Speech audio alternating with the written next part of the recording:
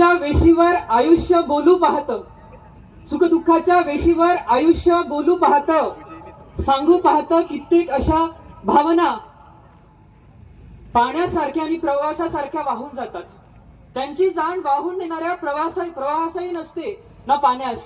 शेवटी अप्रूप वाटावं असं काहीतरी असतं, शेवटी अप्रूप वाटावं असं काहीतरी असतं, जे साऱ्यांनाच घेऊन जातं स्मशानाच्या दारात.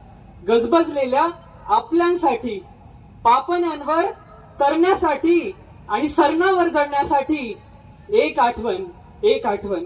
कविता सादर करतोय की नाते म्हणजे नुसती वणवण, बाकी काही नाही. नाते म्हणजे नुसती वणवण, बाकी काही नाही. भडभडत्या जखमांचे कोंदण, बाकी काही नाही. नाते म्हणजे नुसती वणवण, बाकी काही नाही. भडभडत्या जखमांचे कोंदण, बाकी काही नाही. आणि शब्द कल्पना यमक वगैरे साधन असते केवळ. शब्द कल्पना यमक वगैरे साधन असते केवळ. कविता म्हणजे तुझी आठवण, बाकी काही नाही. काही आणखी रचना सादर करतो की तुझे हे असे रीते पण बरे नाही. सगळ्या मित्रांसाठी माझा आशय की तुझे हे असे रीते पण बरे नाही. अनेकांच्या प्रेमात पडणे बरे नाही. तुझे हे असे रीते पण बरे नाही. अनेकांच्या प्रेमात पडणे बरे नाही. सुधेच्या किसूसारखे करावे प्रेम एकावर, सुधेच्या किसूसारखे करावे प्रेम एकावर. प्रत्येकच फुलाभोवती फिरणे बरे नाही. आणि एक रचना करतो की चित्त थाऱ्यावरन माझे. मग लक्ष विचलित व्हायला लागलं होतं आणि मग कवितांचा हा प्रवास सुरू झाला की चित्त थाऱ्यावरन माझे भावना ओढाळ झाल्या. चित्त थाऱ्यावरन माझे भावना ओढाळ झाल्या. पाकळ्या अधरी तिच्या का एवढ्या लढीवाढ झाल्या. की चित्त थाऱ्यावरन माझे भावना ओढाळ झाल्या. पाकड्या अधरी तिच्या का एवढ्या लढीवाढ झाल्या. लोपल्या नक्षी निशेच्या, लोपल्या नक्षी निशेच्या अंबरी काही दिसेना. ज्या क्षणी माझ्या प्रियेच्या पापण्या आभाळ झाल्या. आणि अंतिम शेर की एकही टाळी ना आली. सत्य गोष्ट आहे की एकही टाळी ना आली चार ओळींवर कुणाची. की एकही टाळी ना आली चार ओळींवर कुणाची.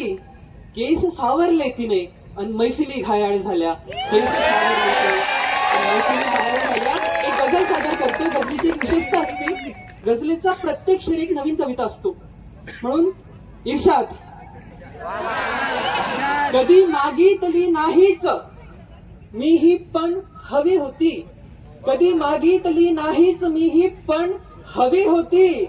कविता शेर गझलांवर जरा बंधन हवी होती. तसे ते वृत्त गझलेचे मला नाहीत जमलेले. तसे ते वृत्त गझलेचे मला नाहीत जमलेले. खरे सांगायचे झालेच तर मला कविता हवी होती. मला प्रियसी नको आहे. अंतिम सत्य गोष्ट, मला प्रियसी नको आहे. मला प्रियसी नको होती. मला प्रियसी नको आहे. मला प्रियसी नको होती. साधा कवी होता त्याला साधी हवी होती. साधा कवी होता त्याला साधी हवी होती. आणि हा पुढचा शेर माझ्या मित्रासाठी आहे. काही महिन्याआधी अपघातामध्ये देहांत झाला. हा माझ्या मित्रासाठीचा शेर साठी. किती लवकर निघाला तू, किती लवकर निघाला तू आम्हा सोडून सर्वांना. किती लवकर निघाला तू आम्हा सोडून सर्वांना. मला तर जन्मभर मित्रा तुझी सोबत हवी होती. मला तर जन्मभर मित्रा तुझी सोबत हवी होती. आणि कधी नशिबात असले तर तुला भेटेन मी पुन्हा. कधी नशिबात असले तर तुला भेटेन मी पुन्हा. विठ्ठला फार नाही रे मला वारी हवी होती. विठ्ठला फार नाही रे मला वारी हवी होती. आणि एक चार ओळी आहेत त्या सादर करतो आणि पुढे एक मुक्तछंदाची रचना घेऊन. सारे केले, सारे केले एकच करता आले नाही. सारे केले एकच करता आले नाही. अजूनही मज तिला विसरता आले नाही. सारे केले एकच करता आले नाही. अजूनही मज तिला विसरता आले नाही. तिच्या वाचुनी वसंत आला अनेकदा पण. तिच्या वाचुनी वसंत आला अनेकदा पण.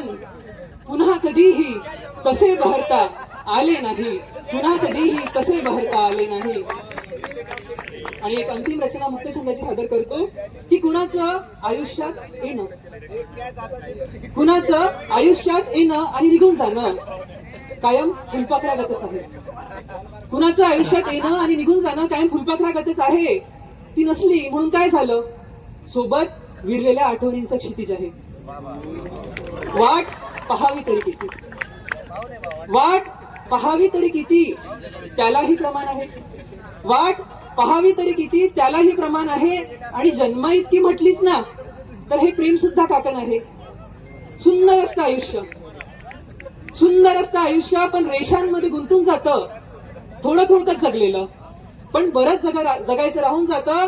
कधी शब्दांच्या प्रवाहात तर कधी भावनांच्या ओघात, कधी शब्दांच्या प्रवाहात तर कधी भावनांच्या ओघात. हे वेडं मन नेहमीच वाहून जातं. आणि जी व्यक्ती नशिबातच नसते ना, खरं तर तिच्यावरच प्रेम होतं, खरं तर तिच्यावरच प्रेम होतं.